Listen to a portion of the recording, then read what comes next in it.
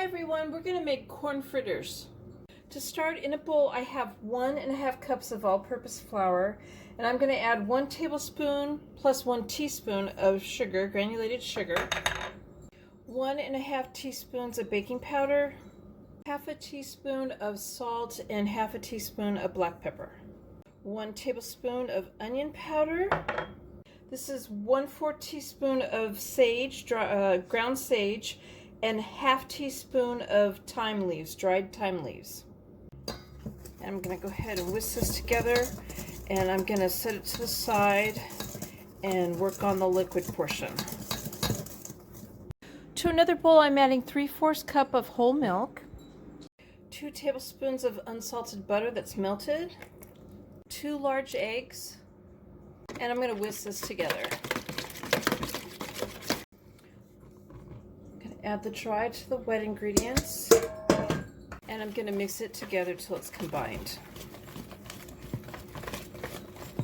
So I'm adding corn. I have 3 cups of corn kernels, and I'm using frozen that I've defrosted, and then I strained the water and patted them dry on a paper towel. You could also use fresh corn if you wanted to.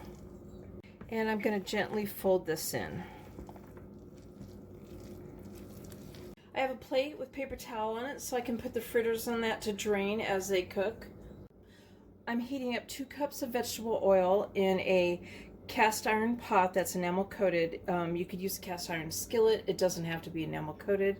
And I'm heating this up over medium heat. You could use a thermometer and see that it reaches 365 in Fahrenheit, or you could just test out the oil by dropping just a little bit of the batter into it and seeing if it's sizzling up and frying. I'm filling up a 1/3 measuring cup and taking a spoon to dish this out. I don't want to put too many in at once because it won't fry right. And I'm going to fry them 2 to 3 minutes on each side. I want them golden brown.